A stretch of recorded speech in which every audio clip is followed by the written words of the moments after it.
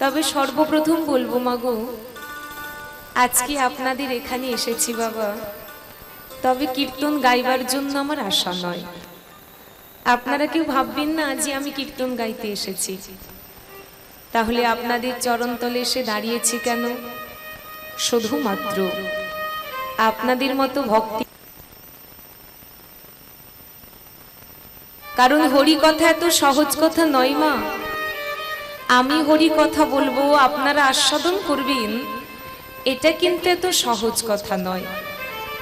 তথাপি শাস্ত্রে বললেন, বৈষ্ণবেরও কৃপালেশু হয় গো যাহারি, অবশ্যই সে কৃষ্ণ তত্ত্ব জানিবারে পারে। আপনাদের মতো ভক্তির, আপনাদের মতো বৈষ্ণবের চরণধুলি মাথায় নিয়ে চেষ্টা করব মাগো দুটো হরি কথা কৃষ্ণ কথা বলবার। তবে ভগবানের লীলা তো, যে ভগবানকে কোনোদিন নয়ন ভরে দর্শনই করতে পারলাম না, যে ভগবানের লীলার কথা মুনি ঋষি যোগী তারা যুগ যুগ ধরে তপস্যা করে ধ্যান করে যার অন্ত খুঁজে পেলেন না, সেই ভগবানের লীলার কথা, সেই ভগবানের গুণ কথা জানি না কতটুকু বলতে পারবো মাগো।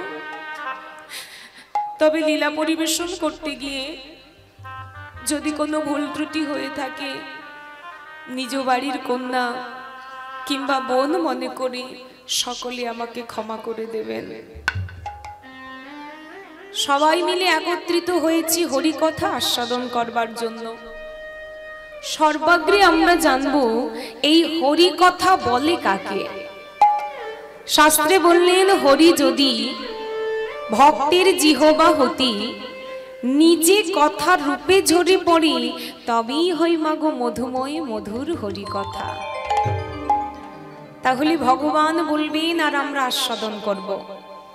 ভগবান তো নিজেই বলেছেন, নাহং তৃষ্টামি বৈকুণ্ঠে যদি নাং হৃদয়ং নচ, মত ভক্ত যত্র গায়ন্তি তত্র তিষ্টামি হে নারদ। ভগবান নিজে বললেন, আমি বৈকুণ্ঠে থাকি না, যোগীবরের হৃদয়েও আমি থাকি না। আমি থাকি যেখানে আমার ভক্ত বদন ভরি আমার নাম করে। তাহলে যেখানে ভক্ত সেখানে ভগবান, আর যেখানে ভগবান সেটাই কিন্তু মাগো বৃন্দাবন ধাম। আজকের এই এত সুন্দর গুপ্ত বৃন্দাবনে বসে শচীর নন্দন গৌর সুন্দর, যিনি মাগো পতিত পাবন গৌর হরি, বললেন জগতে জীবে দাঁড়ি দাঁড়ি অকাতরে তিনি প্রেম বিলিয়ে গেলেন। জাতি ধর্ম নির্বিশেষে, জাতপাতের বিচার তিনি রেখে যাননি। কে মুসলমান, কে বা হিন্দু, কে বা খ্রিস্টান, কে বা বৌদ্ধ, বিশ্ব ব্রহ্মাণ্ডের মানুষকে এক করে গেলেন হরে কৃষ্ণ নামে। মাত্র 16 নাম 32 অক্ষর, এই সুধা নাম আনিলেন আমার প্রেমেরও ঠাকুর, এই কলির জীবেদের করিতে পরিত্রাণ।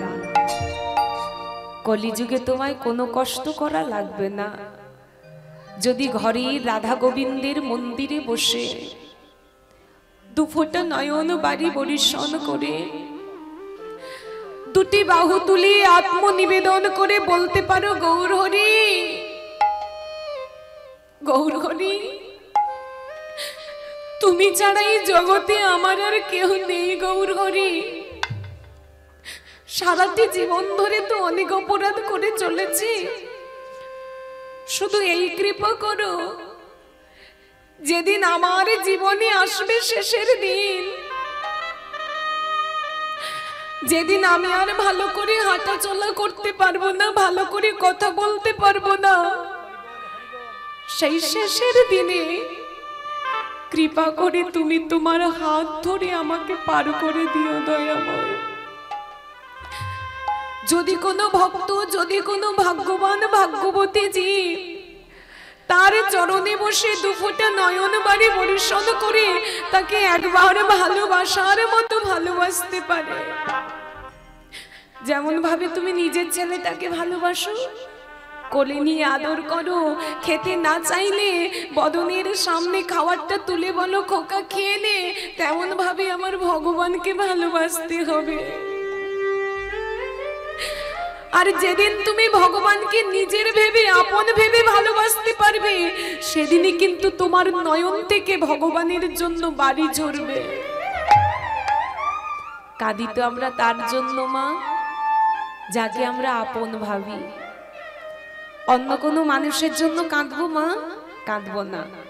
দূরের কোনো অ্যাক্সিডেন্টে যদি জানতে পারি অনেক মানুষ মারা গেছে, তাদের মধ্যে কেউ আমার পরিচিত নয়, আপনাকে ঘরে বসে কাঁদবো মা? কাঁদবো না। একটু শোক প্রকাশ করব, তাই না? হাইরি, এতগুলো মানুষ মারা গেছে। কিন্তু যদি একবার জানতে পারি যারা মারা গেছে তাদের মধ্যে আমার নিজের মানুষ একজন ছিল, তখনই কিন্তু ঘরের মধ্যে চার দেওয়ালের মধ্যে আমি বাঁধা থাকলেও কান্নায় ভেঙে পড়বো। কেন? সেই মানুষটাকে আমি আমার নিজের ভাবি, আপন ভাবি। তাই মহাজনেরা বলে গেলেন, যেদিন তুমি ভগবানকে আপন ভাবতে পারবে, জানবে সেদিনই তোমার নয়ন থেকে ভগবানের জন্য বাড়ি ঝরবে। তাই ভালোবাসার মতো ভালোবাসো। ভগবানরা কোনোদিন জাতপাতের বিচার করে না। জাতপাতের বিচার করে কোনোদিন ভগবানকে পাওয়া যায় না। জাতপাতের বিচার করি আমরা মানুষেরা। আমরা ভাবি ও ব্রাহ্মণ বাড়ির ছেলে, ও আগে ভগবানকে পাবে, ও বৈষ্ণব বাড়ির ছেলে, ও আগে ভগবানকে পাবে। এটা কিন্তু ঠিক সিদ্ধান্ত নয়। জন্ম হোক যথা তথা, কর্ম যেন তোমার ভালো হয়। যে কুলেই ভগবান তোমাকে পাঠিয়ে দিক না কেন, যদি তুমি কর্ম ভালো করতে পারো, ঠিক একদিন তুমি ভগবানের কৃপা পাবে। ত্রেতা যুগে রাম অবতার কালে চণ্ডালের ঘরের মেয়ে সবরীকে প্রভু রামচন্দ্র কৃপা করেছিল। ভেবে দেখুন মা, চণ্ডালের ঘরের মেয়ে সবরী মাত্র 5 বৎসর বয়সে তার নিজের বাবা মাকে হারিয়ে ফেলেছিল। যখন সবরীর বাবা মা মারা গেল, ওই সবরী কাঁদতে কাঁদতে বলেছিল, প্রভু গো, এতদিন আমি জানতাম এ জগতে সংসারে কেউ আমাদের আপন না হলেও আমার বাবা মা কিন্তু আমার আপন। কিন্তু আজকে জানলাম আমার বাবা মাও আমার আপন নয়। আমার বাবা মা যদি আমার আপন হতো, তাহলে এই ছোট্টবেলায় তারা আমাকে ছেড়ে চলে যেতে পারতো না। প্রভু গো, আজকের পর থেকেই সবরী যদি কাউকে ভালোবেসে থাকে, এই জগতের কাউকে ভালোবাসবে না। আজকের পর থেকে যদি ভালোবাসতে হয়, আমি সবরী, আমি শুধু তোমায় ভালোবাসবো দয়াময়। আমি মনে প্রাণ দিয়ে শুধু তোমার স্মরণ করব, তোমায় ভালোবাসবো। সবরীর মনের ভেতরে বিশ্বাস, আমার ভালোবাসার টানে একদিন ঠিক রামচন্দ্রকে আমার ডাকে সাড়া দিতে হবে। শাস্ত্রী বললেন, ভক্তের যদি ভগবানের প্রতি বিশ্বাসটা দৃঢ় থাকে, ভক্ত যদি মনে করে যে যেখানে তাকিয়ে দেখছি সেখানে ভগবান আছে, ভগবান আমার সঙ্গে আছে, আমার হৃদয়ে আছে, এই বিশ্বাসটা যদি রাখতে পারে, ঠিক একদিন না একদিন সে ভগবানের কৃপা পাবে। সবরীর মনের ভেতরে বিশ্বাস, আমার ভালোবাসার টানে একদিন রামচন্দ্রকে আমার ডাকে সাড়া দিতে হবে। দেখতে দেখতে সবরীর বার্ধক্য কাল এসে গেল। আর ভালো করে হাঁটা চলা করতে পারে না মা। জঙ্গলের মধ্যে একটা পাতার কুড়ে ঘরে বাস করে। তবু মনের ভেতরে বিশ্বাস, মৃত্যুর আগে ঠিক একদিন রাম আমার দ্বারে এসে দাঁড়াবে। এদিকে প্রভু রামচন্দ্র জঙ্গলের মধ্যে মাগো সীতামাকে হারিয়ে ফেলেছে। যখনই সীতাকে হারিয়েছে, সারা জঙ্গলময় হাসিতা হাসিতা বলে সীতামাকে খুঁজছে। জঙ্গলের ভেতরে সীতাকে খুঁজতে খুঁজতে একদিন এসে দাঁড়ালো এই সবরীর দ্বারে। মায়ের একটু অনুভব করে দেখুন, কাউকে আপনি মন প্রাণ দিয়ে ভালোবাসেন, জীবনের সর্বস্ব দিয়ে আপনি তাকে ভালোবাসেন, আপনি চান মৃত্যুর আগে সেই মানুষটা একবার আপনার সামনে এসে দাঁড়াক। সেই মানুষ সারাটা জীবন যদি না এসে জীবনের শেষ বেলায় বার্ধক্যকালে এসে যখন দাঁড়াবে, সেই মানুষটি মনের ভেতরে কতটা আনন্দ হবে। যখনই দেখতে পেয়েছে প্রভু রামচন্দ্র দুয়ারে দাঁড়িয়ে, সবরই পাগলের মতো ছুটে গিয়ে প্রভুর চরণ দুটি বুকের মাঝে জড়িয়ে ধরে ডাক দিয়েছে, দয়াময় এসেছে, দয়াময়। এতদিন পরে আমার মতো অভাগীর কথা তোমার মনে পড়েছে, এসো দয়াময়, একটি আমার কুটিরের মধ্যে তুমি বসো। পাতার কুড়ে ঘরের মধ্যে মাটির বারান্দায় বসতে দিয়েছে। ভগবান মনে মনে ভাবছে, এত সুখ আমি সিংহাসনে বসে কোনোদিন পাইনি। সবরই মনে মনে ভাবলো, প্রভুকে তো কিছু সেবা দিতে হবে, একটু জঙ্গলে যাই, আমি তো কাঙাল, আমি তো নিঃস্ব, কি দিয়ে তার সেবা দেব। জঙ্গলের ভেতরে গিয়ে কিছু পাকা পাকা কুল পেড়ে নিয়েছে। সেই কুলগুলোকে পেড়ে নিয়ে একটা একটা করে কুল মুখে দিয়ে খেয়ে খেয়ে দেখছে কোন কুলটা মিষ্টি। ভালোবাসাটা দেখেছেন বাবা? কুলটা খেয়ে দেখে যে কুলটা ভালো, সেই এঁঠো কুলটা নিজের ছেড়ে আঁচলের মধ্যে বেঁধে নিয়ে এক পা দুপা করে কুটিরের সামনে এসে দাঁড়িয়ে প্রভু রামচন্দ্রের সামনে দাঁড়ালো। একটা করে কুল বের করছে, সেই এঁঠো কুলগুলো রামচন্দ্রের বদনের সামনে তুলে ধরে বলছে, দয়াময়, তুমি তো কৃপাময়, তুমি তো করুণাময়, কৃপা করে তুমি সেবা করো দয়াময়, দেওয়ার মতো তোমায় তো আর কিচ্ছু নেই। প্রভু রামচন্দ্র সেই সবরীর হাত থেকে এঁঠো কুলটা নিয়ে আনন্দিত হয়ে মাগো সেবা করে নিচ্ছে। আমরা পাশের বাড়ির মানুষগুলোর এঁঠো খাই না কেন? ওই মানুষটার যদি কোনো রোগ থাকে সেই রোগটা আমার হয়ে যাবে। কিন্তু ভগবান ভক্তকে এতটা আপন ভাবেন, এতটাই তিনি নিজের ভাবেন বাবা, ওই চন্দালের ঘরের মেয়ে সবরীর এঁঠো কুলটা আনন্দিত হয়ে তিনি সেবা করে নিচ্ছে। যখন কুলটা সেবা করে নিচ্ছে, লক্ষণ এসে বলেছিল, দাদা তুমি সূর্য বংশের রাজা, তোমার একটা সম্মান আছে, তুমি চন্দালের ঘরের মেয়ের এঁঠো কুলটা খেয়ে নিচ্ছ, আমায় দাও। হাত থেকে কেড়ে নিয়ে দূরে ছুঁড়ে ফেলে দিয়েছে। এই যখনই দূরে ছুঁড়ে ফেলে দিয়েছে, তখনই কিন্তু ভক্ত হৃদয়ে ব্যথা পেল মা। আর ভক্ত যদি হৃদয়ে ব্যথা পায়, ভগবানও তাকে ক্ষমা করতে পারে না। তার প্রমাণ তো চাপাল গোপাল বাবা। চাপাল গোপাল শ্রীবাসের দ্বারে গিয়ে মদের ভাণ্ড, ছাগের মুন্ড আর সিঁদুর ছিটিয়ে দিয়ে এলো। শ্রীবাসের কাছে অপরাধ করেছিল চাপাল গোপাল। যখন গৌরহরির কাছে গিয়ে ক্ষমা চেয়েছিল, চাপাল গোপালের সারা গায়ে কুষ্ঠ ব্যাধি। গৌরহরির কাছে গিয়ে বলেছিল, দয়াময় তুমি আমায় ক্ষমা করে দাও। গৌরহরি একটি কথাই বলেছিল, চাপাল তুমি আমার কাছে অপরাধ করনি, তুমি অপরাধ করেছো আমার ভক্তির কাছে। আমার ভক্ত যদি তোমাকে ক্ষমা করে দেয়, আমার শ্রীবাস যদি তোমাকে ক্ষমা করে দেয়, আমিও তোমাকে ক্ষমা করে দেব। তাই ভক্তের হৃদয়ে যদি ব্যথা দাও, কোনোদিনের জন্য তুমি ক্ষমা পাবে না, সেই ভক্ত যতক্ষণ না তোমাকে ক্ষমা করবে। অপরাধ করে ফেললো।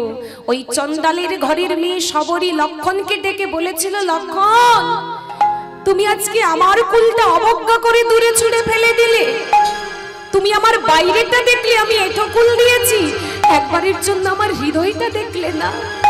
লক্ষণ আমি তোমায় অভিশাপ দিলাম, যে কুল তুমি আজকে অবজ্ঞা করে দূরে ছুঁড়ে ফেলে দিলে, এই কুল না হলে তুমি নিজের প্রাণ ফিরে পাবে না, পাবে না, পাবে না। তাই হয়েছিল মাগো। যেদিন লক্ষণকে শক্তিশালী বাণ নিক্ষেপ করলো, ওই শবরীর এঠকুল থেকে হয়েছিল বিশল্যকরণীর জড়িবটি। সেই বিশল্যকরণীর জড়িবটি নিয়ে এসে লক্ষণকে দেওয়ার পরই তারপরেই কিন্তু বাবা লক্ষণ তার প্রাণটা ফিরে পেয়েছিল। তাহলে ভেবে দেখুন, চণ্ডালের ঘরের মেয়ে শবরী, তাকেও রামচন্দ্র কৃপা করলেন। তাই জাতপাতের বিচার করে কোনোদিন ভগবানকে পাওয়া যায় না। কলির ভগবান রামচন্দ্র নয়, কৃষ্ণচন্দ্র নয়, পতিত পাবন গৌরহরি। সেই গৌরহরি তিনিও জাতপাতের বিচার করলেন না। কিবা চণ্ডাল, কিবা মুচি, কিবা শূদ্র, সবার দাঁড়ে দাঁড়ে গিয়ে যেচে সেদে তিনি নাম বিলিয়ে দিয়ে গেলেন। সেই গৌরহরির আজকে ভাবটি কেমন? তিনি বসে আছেন গম্ভীরা মন্দিরে। পুরী ধামের কিছুটা দূরে গম্ভীরা মন্দির, সেই গম্ভীরা মন্দিরে গৌরহরি বসে আছেন। আজ গৌরহরির ভাবটি কেমন? পতিত পাবন গৌরহরি, যিনি রাধা কৃষ্ণ মিলিত তনু, পতিত পাবন গৌরহরি, সেই গৌরহরি বসে আছেন গম্ভীরা মন্দিরে। শুধু কৃষ্ণ গৌর হয়ে আসেনি।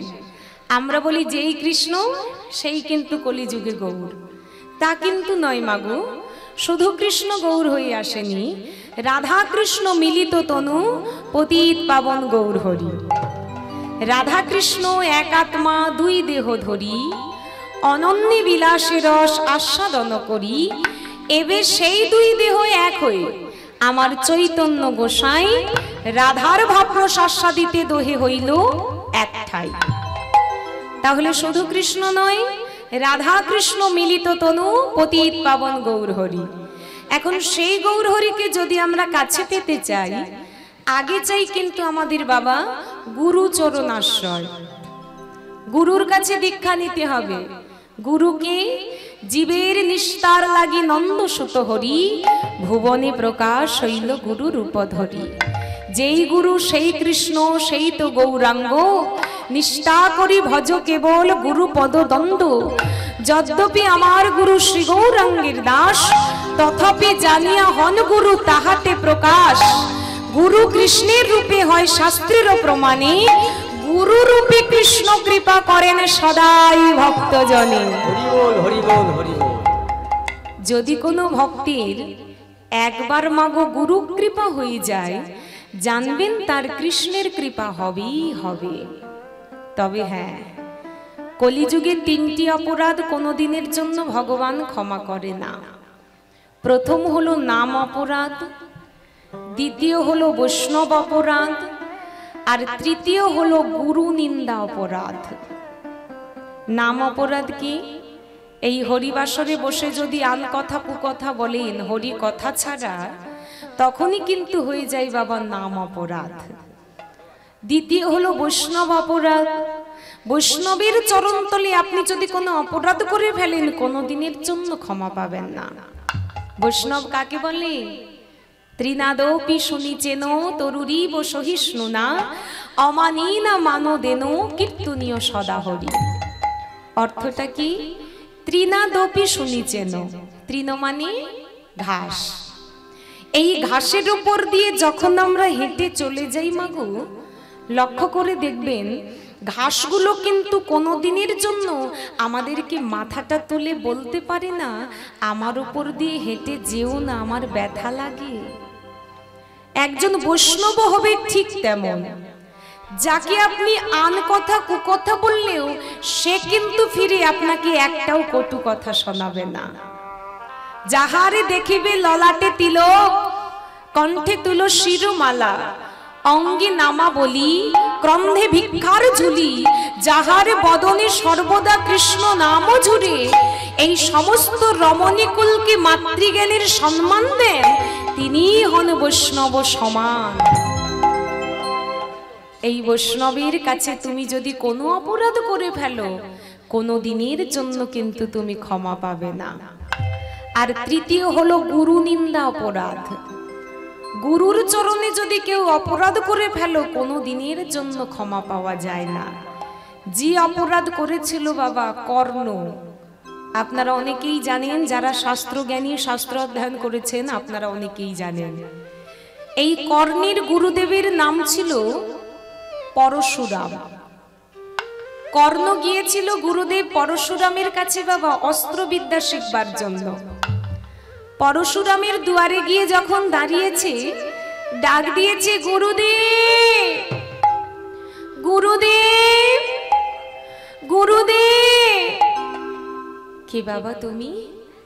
আমার দুয়ারে এসে এমন করে গুরুদেব গুরুদেব বলে ডাকছো, তোমার নাম কি? গুরুদেব, আমার প্রণাম নেবেন, আমার নাম হলো কর্ণ। কর্ণ, এখানে কেন এসেছো? গুরুদেব, আমার যে মনে বড় আশা, আমি আপনার কাছ থেকে অস্ত্রবিদ্যা শিক্ষা পেতে চাই, আপনার কাছে আমি থাকতে চাই, অধ্যয়ন করতে চাই। বাবা কর্ণ, তুমি আমার কাছে আশা নিয়ে এসেছো, তবে তার আগে একটা কথা শোনো। তুমি যদি ব্রাহ্মণ সন্তান হও, তাহলে কিন্তু আমি তোমাকে আজকে অস্ত্রবিদ্যা শেখাবো।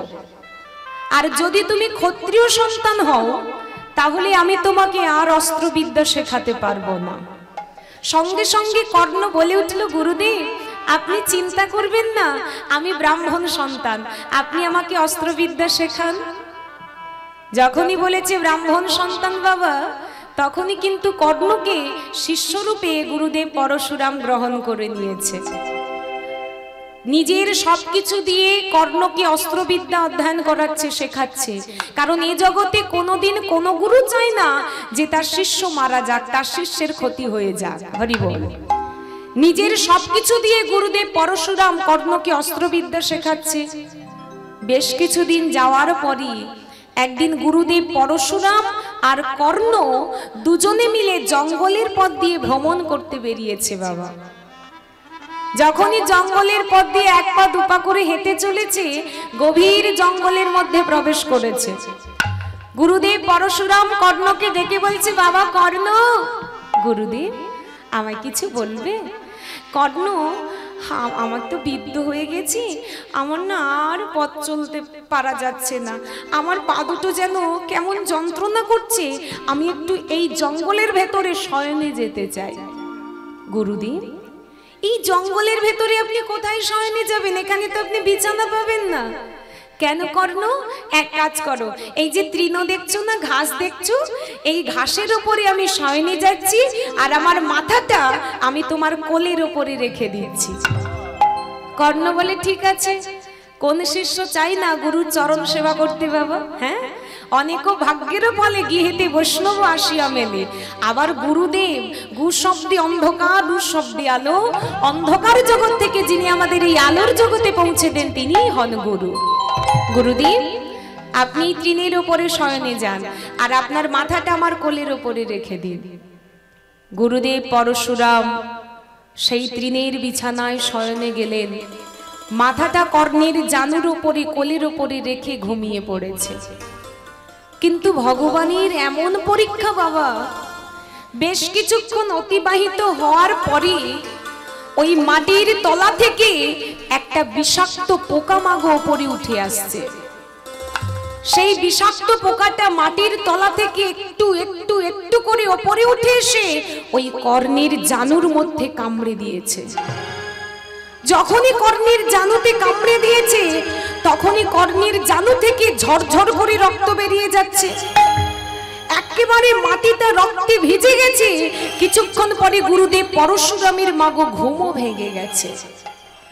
যখনই ঘুমটা ভেঙে গেল, চারিদিকে তাকিয়ে দেখছি মাটিটা একেবারে রক্তে লাল হয়ে গেছে। সঙ্গে সঙ্গে ভয়ে গুরুদেব পরশুরাম কর্ণকে ডেকে বলছে, বাবা কর্ণ, কর্ণ তোমার কি কিছু হয়েছে? চারিদিকে এত রক্ত কেন? বলো না তোমার কি হয়েছে? তোমার কি কিছু বিপদ হয়েছে? গুরুদেব, আপনি চিন্তা করবেন না, আমার কিচ্ছু হয়নি। ওই মাটির তলা থেকে একটা পোকা উপরে উঠে এসে আমার জানুতে কামড়ে দিয়েছে। ঠিক তখনই গুরুদেব পরশুরাম বলে উঠল, কর্ণ, তুমি মিথ্যেবাদী, তুমি প্রবঞ্চক, তুমি প্রতারক। গুরুদেব, আমি কোনো অপরাধ করিনি, আমি তো আপনার সেবা করছিলাম, আমি কোনো অপরাধ করিনি। কর্ণ, তুমি আমার কাছে মিথ্যে কথা বলেছো। তুমি যদি ব্রাহ্মণ সন্তান হতে, আজকে কিন্তু এত কষ্ট তুমি সহ্য করতে পারতে না। আমি গুরুদেব, আমার চোখের আড়ালে তুমি কিচ্ছু করতে পারবে না। তুমি আমাকে মিথ্যে বললেও আমি জানি তুমি ব্রাহ্মণ সন্তান নয়, তুমি ক্ষত্রিয় সন্তান। কর্ণ, তুমি গুরুদেবের কাছে মিথ্যে কথা বলে দিলে। তুমি জানো না গুরুদেব অন্তর্যামী, সে অন্তরের সবকিছু বুঝতে পারে। তুমি আমার কাছে মিথ্যে বলে দিলে। কর্ণ, আমি তোমার গুরুদেব পরশুরাম, এই মুহূর্তে আমি তোমাকে অভিশাপ দিলাম। কর্ণ, যে অস্ত্রবিদ্যা তুমি আজকে আমার কাছে অধ্যয়ন করেছো, শিখেছো, যেদিন হবে যুদ্ধ সেদিন তুমি তোমার নিজের মন্ত্র ভুলে যাবে। আর এই গুরুর চরণে অপরাধ করার জন্য তোমাকে অকালে প্রাণ হারাতে হবে। তাই হয়েছিল বাবা, অকালেই কর্ণের প্রাণটা চলে গিয়েছিল, শুধু একটু অপরাধ করে ফেলেছিল। তাও নিজের জন্য নয়। ভেবে দেখুন, আমরা তো কত অপরাধ করি সকাল থেকে সন্ধে পর্যন্ত। কর্ণ নিজের জন্য কিছু করেনি, গুরুদেবের জন্য একটু অপরাধ করলো। অস্ত্রবিদ্যা শেখবার জন্য, কৃপা পাওয়ার জন্য একটু মিথ্যে বলেছিল, আমি ব্রাহ্মণ সন্তান। তার জন্য কিন্তু কর্ণের অকালে প্রাণ চলে গেল। তাহলে ভেবে দেখুন, সারা জীবন আমরা কত অপরাধ করে চলেছি, আমাদের কত শাস্তি পেতে হবে। কত অপরাধ করি সকাল থেকে সন্ধে পর্যন্ত, কিন্তু একবারও ভেবে দেখেনি যেখান থেকে এসেছি সেখানে কিন্তু আবার ফিরে যেতে হবে। ভগবান কৃপা করে এত সুন্দর হাত, এত সুন্দর বদন, এত সুন্দর কর্ণ, এত সুন্দর সাজিয়ে দেহ দিয়েছে। কিসের জন্য? ভগবানের নাম করবার জন্য, তার সেবা পূজা করবার জন্য। যেদিন এসেছিলাম হবে, সেদিন মাতৃগর্ভে থাকার সময় ভগবানকে কথা দিলাম, কথা দিচ্ছি দয়াময়, ভবে গিয়ে সারা জীবন তোমার নাম করব, সারাটা জীবন শুধু তোমায় ভালোবাসবো। আর যেই না ভবের বাজারে চলে এলাম, তার কথা আমরা সবাই ভুলে গেলাম। আত্মীয় পরিজন সবাইকে ভালোবাসলাম, কিন্তু ভগবানের জন্য সকাল থেকে সন্ধে পর্যন্ত 1 মিনিট টাইমও আমরা পাই না। তাই বদন ভরে নাম করো, সারাদিন না পারো কোনো অসুবিধে নেই, দিনের শেষে একবার যদি তার চরণে বসে তাকে একবার ডাকার মতো ডাকতে পারো, জানবে ঠিক তুমি ভগবানের কৃপা পাবে। তীর্থে যেতে হবে না ভগবানকে পাওয়ার আশায়। আমাদের প্রত্যেকের এই হৃদয় মন্দিরে ভগবান আছে, শুধু হৃদয়টাকে পরিষ্কার করে রাখতে হবে। শ্রী গৌরাঙ্গের মধুর লীলা যাহার কর্ণে প্রবেশিলা, হৃদয় নির্মল ভেল তার। ভগবানের লীলা যখনই কর্ণগুহর থেকে ভেতরে প্রবেশ করবে, জানবে তখনই কিন্তু তোমার হৃদয় মন্দিরটা পরিষ্কার হয়ে যাচ্ছে।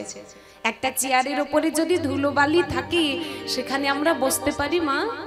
বসতে পারি না।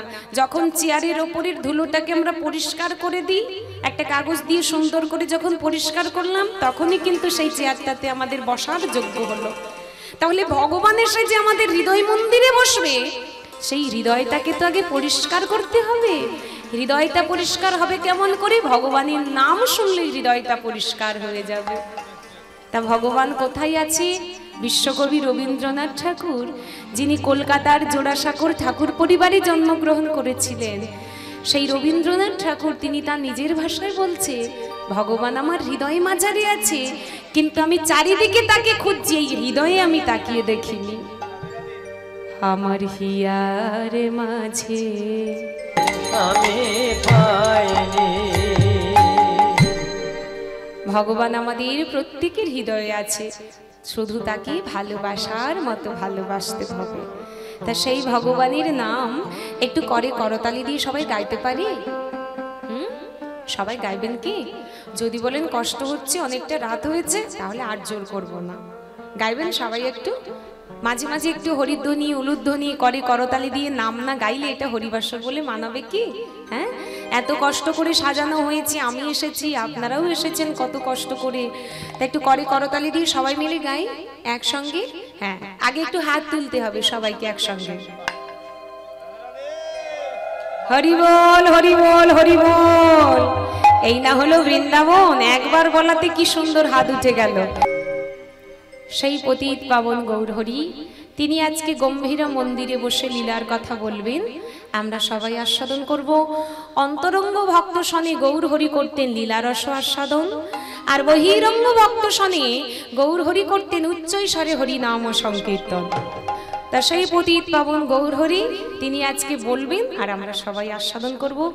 যে লীলা আমরা আজকে আস্বাদন করব, আস্বাদনের বিষয়বস্তু হলো এই লীলার মধ্য দিয়ে আমরা জানতে পারবো অহংকার করলে কেমন করে পতনের দিকে এগিয়ে যায় জীব। ভগবান কৃষ্ণচন্দ্র তিনি নিজের মা দেবকীর অহংকার চূর্ণ করে আমাদের মতো কলির জীবকে শিক্ষা দিয়ে গিয়েছিলেন, তোমরা সব করো কিন্তু কোনোদিনের জন্য অহংকার করো না। তাই আজ আমাদের আস্বাদনের বিষয়বস্তু হলো দেবকীর দর্পচূর্ণ। একদিকে তিনি দেবকী মায়ের অহংকার চূর্ণ করবেন, আরেকদিকে তিনি প্রভাসের তীরে মিলন করে যাবে। তার আগে যেতে হবে একটু বৃন্দাবনে। কারা কারা বৃন্দাবনে যাবেন? আমরা যাব সবাই যাবেন? বসেই আছি তো বৃন্দাবনে, তাই না? হ্যাঁ, এত সুন্দর করে সাজানো হয়েছে, এত কষ্ট করে আপনারা এসেছেন, সংসারের কাজ ফেলে ঘুম ফেলে রেখে সবাই এসেছেন। এটাই তো বৃন্দাবন, এটাই তো নবদ্বীপ। তবু লীলার আগে আমাদের মনটা নিয়ে যেতে হয় সেই ধাম বৃন্দাবনে। সবাই মিলে চলে এলাম বৃন্দাবনে। তাহলে এবার চলুন লীলার মধ্যে প্রবেশ করি, আস্বাদন করব দেবকীর দর্পচূর্ণ। লীলার সর্বাগ্রে আমাদের চলে যেতে হবে কোথায়? সেই দ্বারকায়। কারণ ভগবান কৃষ্ণচন্দ্র তিনি এক জীবনে দুটি ধর্ম পালন করেছিলেন। যখন তিনি বৃন্দাবনে ছিলেন তখন তিনি জানতেন তার পিতা হলেন নন্দ মহারাজ, আর শাস্ত্রে বললেন নন্দ মহারাজ ছিলেন বৈশ্য। সেই কারণে কৃষ্ণ যখন বৃন্দাবনে ছিল তখন তিনি বৈশ্য ধর্ম পালন করলেন। যারা বৈশ্য ধর্ম পালন করবে তাদের কাজটা কি হবে বাবা? গীতায় বলে গেলেন কৃষি গোরক্ষ বাণিজ্য বৈশ্য কর্ম স্বভাবজ। যারা বৈশ্য ধর্ম পালন করবে তাদের কাজ হলো কৃষি কাজ করা, ধেনুবৎস পালন করা মানে গরু পালন করা, আর ব্যবসা বাণিজ্য করা। ভগবান কৃষ্ণ যখন তিনি বৃন্দাবনে ছিলেন তখনই কিন্তু তিনি বৈশ্য ধর্ম পালন করলেন। আর যখন বৃন্দাবন ছেড়ে তিনি দ্বারকায় চলে গেলেন তখন তিনি জানলেন তার পিতা শুধু নন্দ মহারাজা নয়, তার পিতা হলেন পিতা বসুদেব। আর শাস্ত্রে বললেন বাবা বসুদেব ছিলেন ক্ষত্রিয়। সেই কারণে দ্বারকায় যাওয়ার পর থেকে ভগবান কৃষ্ণচন্দ্র তিনি ক্ষত্রিয় ধর্ম পালন করতে শুরু করলেন। কাজেই ভগবান কৃষ্ণচন্দ্র তিনি এক জীবনে দুটি ধর্ম পালন করলেন, বৈশ্য আর ক্ষত্রিয়। লীলার সর্বাগ্রে আমাদের চলে যেতে হবে কোথায়? সেই দ্বারকায়। দ্বারকার রাজপ্রাসাদ, দুই ভাই বসে আছেন, কানাই আর বলাই। এমন সময় বলাই দাদা লক্ষ্য করে দেখছে কানাইয়ের নয়ন যুগল ছলছল করছে। প্রশ্ন করলেন, কানাই আমি কি তোর মনে কোনো ব্যথা দিয়ে কথা বলেছি? তুই কাঁদছিস কেন? বলাই দাদা তুমি শুনবে আমি কাঁদছি কেন? তবে শোনো, আমার পুত্র শাম্ব, কৃষ্ণপুত্র শাম্ব, দূর থেকে দেখলে মনে হয় অনুরূপ কৃষ্ণ, কি অপরূপ দেখতে মাগো। এই শাম্বের মনের ভেতরে বড় অহংকার ছিল। যেহেতু আমার পিতা ভগবান, সৃষ্টি স্থিতি লয় প্রলয়ের মালিক, আমি যেমন খুশি তেমন অপরাধ করব। তা শাম্ব কি করেছে মাগো? পেটে একটা লোহার কড়াই বেঁধে দাদাদেরকে সঙ্গে করে নিয়ে মুনি ঋষিদের সামনে এসে বসে বলে উঠলেন, মুনিবর আপনারা তো ভূত ভবিষ্যৎ বর্তমান গণনা করতে পারেন। আপনারা বলুন তো দেখি, এর জঠরে কোনো পুত্র আছে না কোনো কন্যা আছে? এখন মুনি ঋষিরা মাগো তপস্যায় রত, ধ্যান ভঙ্গ হলো। ধ্যান ভঙ্গ করে বলল, বাবা তোমরা চলে যাও, কেন তুমি আমাদের তপস্যাতে বাধা দিচ্ছ? বাবা বাবা, এই আপনারা ভূত ভবিষ্যৎ বর্তমান গণনা করতে পারেন, আর এই সামান্য কথাটা বলতে পারছেন না এই জঠরের ভেতরে কোনো পুত্র আছে না কোনো কন্যা আছে? এখন বারবার যখন বিরক্ত করছেন, এইবার রেগে গিয়ে মুনি ঋষিরা বললেন, শোন, তোর জঠরের মধ্যে যাই থাক, 10 মাস 10 দিন পূর্ণ হবে, একটা লোহার ফাল মুষল প্রসব করবে, আর ওই লোহার ফাল হতে তোদের 56 কোটি যদু বংশ ধ্বংস হবে। লক্ষ্য করে দেখুন মা, ভগবানের পুত্র শাম্ব মনে মনে ভেবেছিল, আমি কোনো অপরাধ করলে আমাকে কেউ আর অভিশাপ দেবে না, কারণ ক্ষমতা আছে আমার বাবা কৃষ্ণ। তার হলো না, অভিশাপ মাথায় নিয়ে ফিরে এলেন। সময় হলো, একটা লোহার ফাল মুষল প্রসব করলো শাম্ব। দ্বারকার রাজসিংহাসনে ভগবান কৃষ্ণ বসে আছেন। শাম্ব লোহার ফালটি নিয়ে গিয়ে ডাক দিয়েছে, পিতা পিতা। কে? আমি শাম্ব। বলো। ও পিতা, এই লোহার ফালটি নিয়ে আমি কি করব?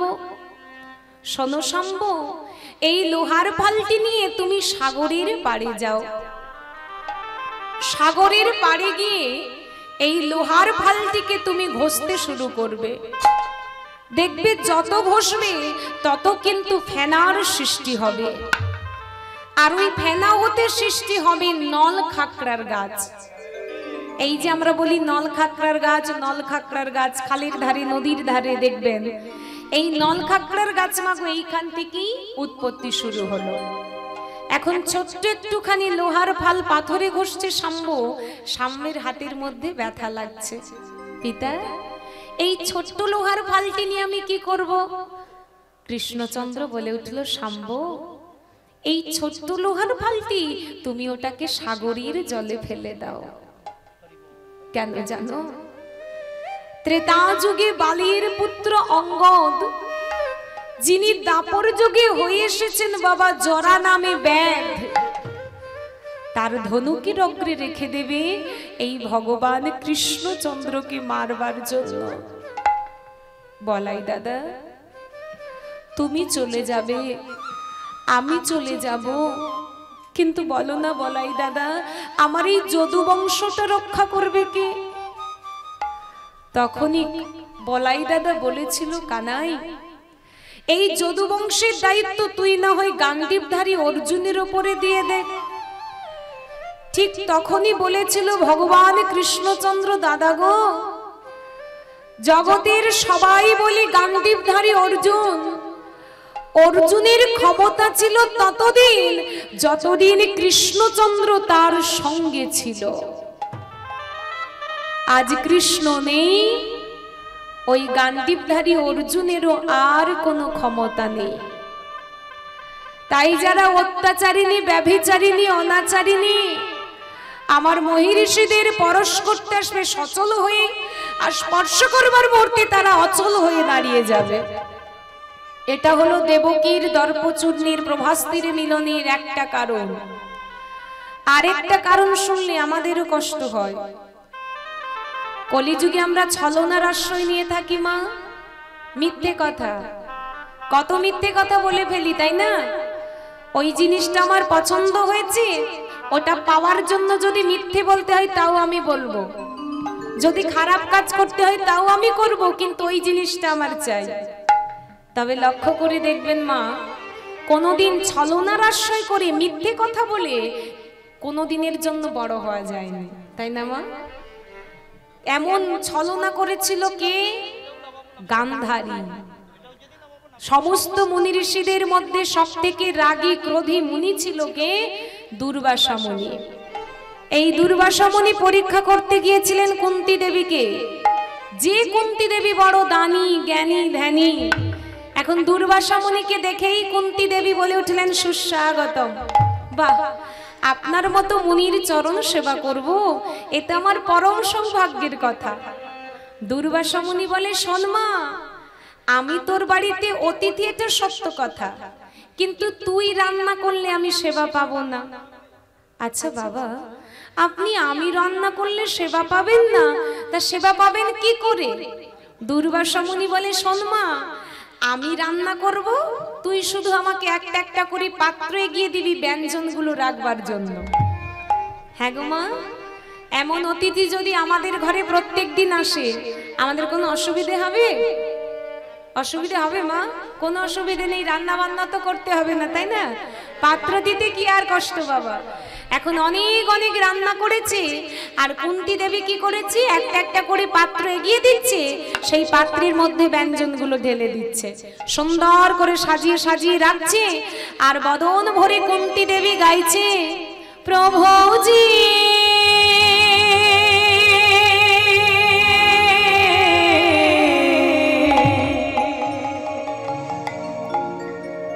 তুমি দাও দর্শন